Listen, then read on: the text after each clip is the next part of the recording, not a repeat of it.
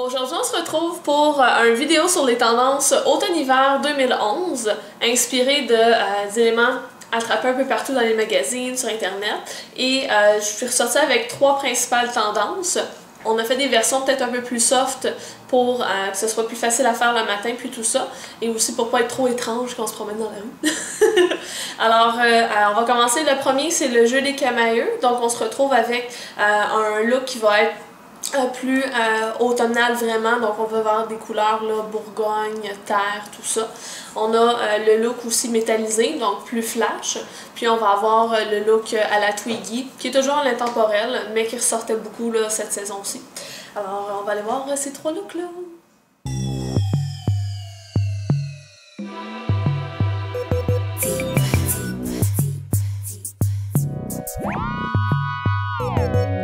Pour bien travailler le jeu des camailleux, on s'assure d'avoir un teint frais et lumineux, sans pour autant qu'il soit très glowy, parce qu'on est en automne. Donc on va avoir quelque chose là, quand même d'un peu mat, pas trop là, j'ai quand même il y a un juste milieu. Et le but de ce look-là, c'est vraiment d'aller utiliser la même tonalité pour tout ce qu'on va appliquer sur le visage. Donc la même couleur sur les yeux va être la même tonalité sur les joues ainsi que le rouge à lèvres. C'est assez facile à faire parce qu'on peut quasiment utiliser le même produit au complet. C'est sûr que c'est le fun de travailler aussi les textures, mais je vais vous montrer. En fait, ce que je vais faire, c'est que pour aujourd'hui, j'avais envie de le travailler dans les tons du Woodwink. Donc c'est un brun légèrement lumineux, caramel, tout ça. Ce qu'il y a à savoir, c'est que vous pouvez le faire autant dans du corail, dans du rosé, bourgogne, ça peut être ton brun. Il y a vraiment une multitude de choses qu'on peut faire. C'est sûr que le corail va s'appliquer plus pour la fin de l'été, début automne. Mais encore là, comme je dis souvent, on fait ce qu'on veut quand on veut. Donc ce que je fais, c'est que je vais prendre un pinceau fluffy. L'application se fait de façon très douce et délicate. Et ce que je vais aussi apporter, c'est qu'en plus du Woodwink, je vais venir prendre un brun mat. Je prends la couleur Bock de la palette Naked, peu importe quel brun mat. C'est seulement pour pas que ça soit trop métallisé, étant donné que le Woodwink est une couleur qui est très métallisée. Et je viens tout simplement l'appliquer sur la paupière mobile, puis je peux dépasser un peu du creux. Ce qu'il y a de bon à savoir, c'est que cette saison-ci, en automne, la touche lumière se fait beaucoup plus discrète. Donc on n'a pas besoin nécessairement d'appliquer une couleur sur le sourcil pour que notre look soit complété. Puis il y a beaucoup de monde aussi qui trouve que la touche lumière sur le sourcil, ça fait trop. Alors ça va être à vous de voir et de travailler avec ça. Donc ça avec quoi vous sentez le plus à l'aise. Donc comme vous voyez, c'est pas un travail qui est ultra précis parce que c'est pas nécessairement la définition, le modèle du maquillage qui va faire la beauté de ce look-là. Donc une fois que ma couleur est appliquée comme ceci, je vais venir prendre un pinceau estompable juste pour faire une finition un peu plus jolie au maquillage. Puis je vais appliquer la couleur aussi avec un pinceau biseauté en dessous de l'œil.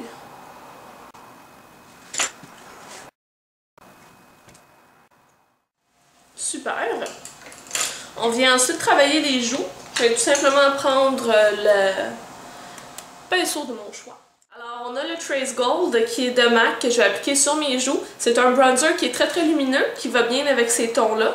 Donc, je vais tout simplement l'appliquer sur le dessus de mes joues, ici.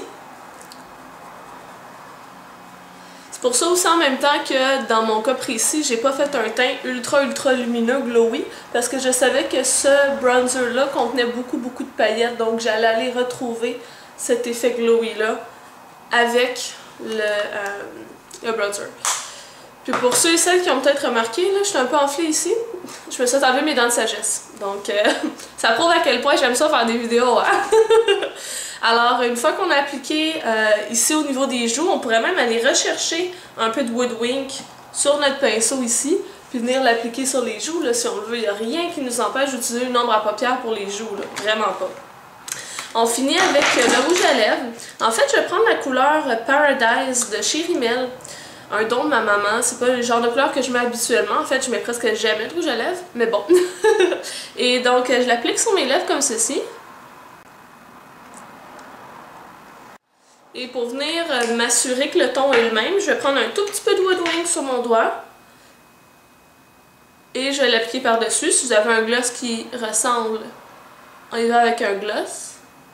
Donc les lèvres sont un peu foncées pour mon goût personnel, mais il y en a beaucoup qui vont aimer ça. Les joues, en fait, c'est à votre discrétion. Souvent, ils peuvent être très très naturels aussi, donc ne rien mettre dessus.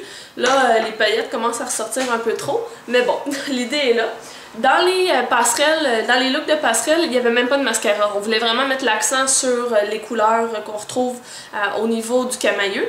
Pour ma part, je vais mettre du mascara parce que je trouve toujours que ça donne une espèce d'effet aux yeux qui est magnifique. Donc, une fois que le mascara est appliqué, ben, vous retrouvez à avoir un des looks tendance là, pour cet automne. Petite remarque en passant, on a trouvé cette tendance-là, entre autres, sur les passerelles. Et on a vu ça chez Blue Marine, Marni, on avait aussi chez Fendi. Donc ça, c'est avec le mascara.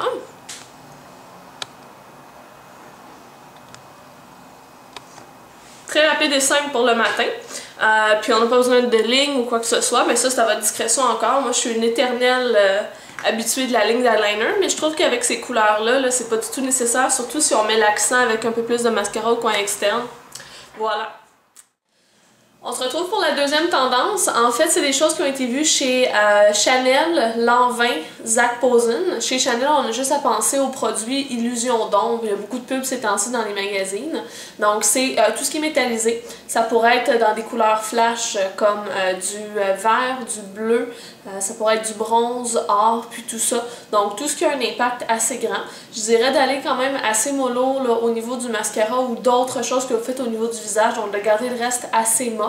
C'est sûr que c'est un peu difficile étant donné qu'on parle de pigments, donc on se retrouve avec un peu de pigment qui tombe sur les joues. C'est pour ça que je vous conseille de faire votre teint peut-être après avoir fait les yeux pour être en mesure d'éliminer ces petites chutes-là. Alors voilà, on va aller voir les étapes dans le fond rapido presto pour cette tendance-là. On y va dans les tons métallisés pour celui-là. On met une base en premier pour être sûr d'avoir un maximum d'impact avec notre ton métallisé. J'ai pris la base de Urban Decay, la Primer Potion dans la couleur Sin. Et ce que je viens prendre comme couleur, j'ai décidé d'opter pour du argenté, mais ça pourrait être autant du vert, du bleu, toute couleur métallisée que vous voulez utiliser, du bronze. Alors je vais prendre Silver Fog, qui est un pigment de chez MAC, et je l'applique tout simplement à partir de la ligne des cils, presque jusqu'au sourcil. Et là, c'est qu'on se gêne vraiment pas pour en appliquer une grande quantité. Ça n'a pas besoin d'être précis parce qu'il n'y a pas vraiment d'estompage avec ce maquillage-là. On monte en haut du pli, comme ceci. On peut même se rendre jusqu'au sourcil. C'est sûr qu'on le veut de façon plus délicate. On peut même repasser avec le doigt après. Question de créer un peu plus de profondeur, puis de s'amuser un tout petit peu. On va prendre un autre pigment qui est le Movement de chez MAC. Et je prends un pinceau biseauté, je l'applique en dessous de la ligne des cils, puis je vais l'appliquer aussi au niveau de la ligne supérieure des cils. Ça va me permettre d'avoir une espèce de dégradé à partir de la ligne des cils vers le haut.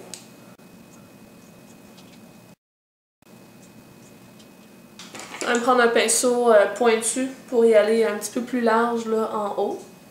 Ça nous permet en même temps de créer la jonction entre les deux couleurs. Vous voyez que je ne m'applique pas énormément, là. On veut faire ça rapido presto. On vient appliquer un crayon dans la muqueuse. On prend un gris foncé. Ça va venir amener de la profondeur au maquillage. Donc on en met sur la ligne supérieure des cils, mais aussi sur la ligne inférieure. On va maintenant appliquer du mascara. Il est à noter que le but de ce maquillage-là est vraiment de laisser la place au métallisé et non pas au mascara. C'est sûr que si vous souhaitez y aller avec quelque chose d'un peu plus sexy puis tout ça, ben vous pouvez aller avec des faux cils là, un petit peu plus accentués au coin externe. Mais sinon, c'est pas mal les étapes pour cette tendance métallisée. Le mascara est appliqué. On voit vraiment l'impact du métallisé.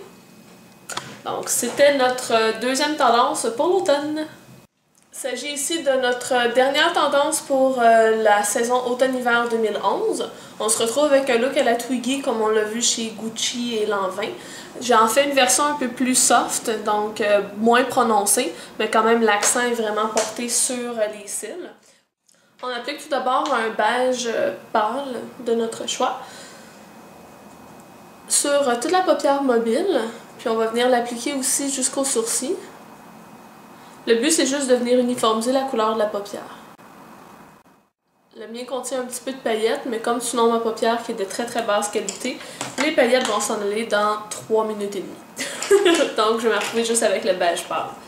Je vais prendre ensuite un brun moyen. Je vais prendre la couleur Naked de chez Urban Decay dans la palette Naked. Et le but, c'est que ce soit une ombre à paupières mat, parce qu'on ne veut pas aller chercher d'iriser ou quoi que ce soit pour ce look-là.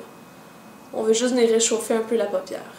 Et en mettant dans le creux, comme ça ici, avec un mouvement de demi-cercle, ça vient juste donner l'illusion d'avoir la paupière un peu plus ressortie. Je prends un pinceau biseauté, le même Naked, et je vais juste en appliquer une fine couche sous l'œil, une fine ligne, pour venir donner un peu de forme à l'œil. Donc c'est tout au niveau des ombres à paupières. On applique un eyeliner. Comme vous pouvez voir ici, la ligne est très petite et il n'y a pas vraiment de pointe qui est effectuée. On reste vraiment au niveau de la ligne des cils pour cette ligne d'eyeliner là.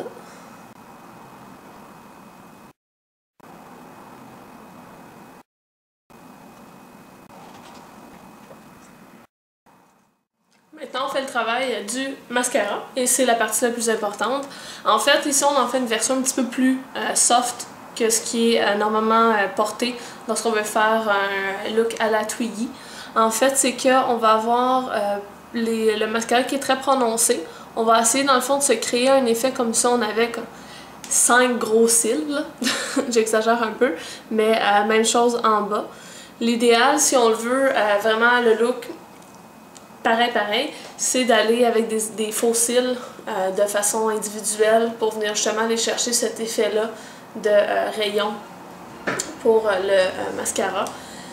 J'applique une base parce que ça va venir nous permettre d'aller chercher du volume pour justement aller recréer là, cette épaisseur-là des cils. Et je fais des zigzags à la base des cils et je monte par la suite. Ça, c'est une technique que je fais de toute façon lorsque j'applique mon mascara de base.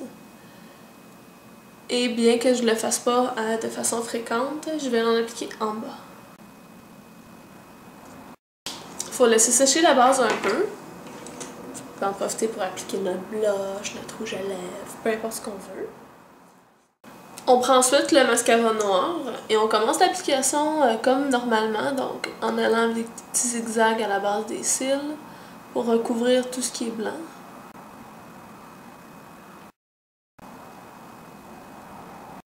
Et ce que je fais, je m'excuse, je parlais plus, c'est que je prends le pinceau, puis je le mets sur le dessus des cils et je tourne.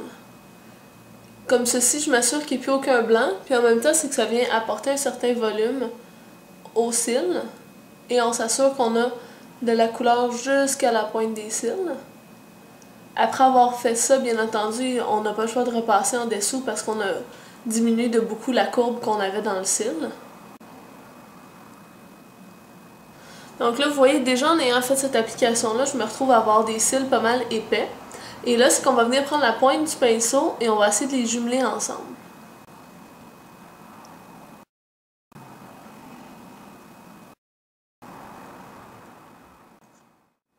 Pour ce qui est des cils d'en bas, on fait un peu le même travail. On en met une bonne couche. Plus difficile au niveau des cils des bas de ne pas toucher à la peau.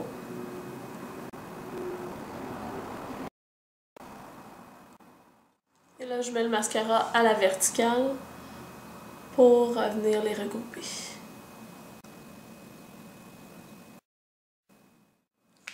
Puis, si on a touché en dessous des cils, tout ce qu'on a à faire, c'est d'attendre que le mascara est séché. Puis ensuite, on prend un petit goupillon et on va venir tout simplement gratter en dessous.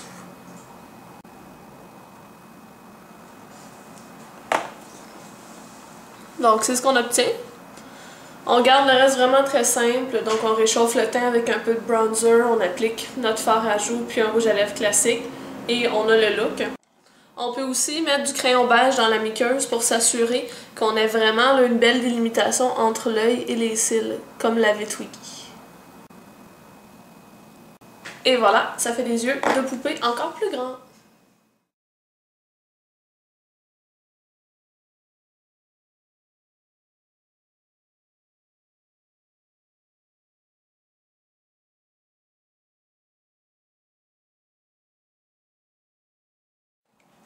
Donc, c'était les 3 tendances. On se voit dans la prochaine vidéo.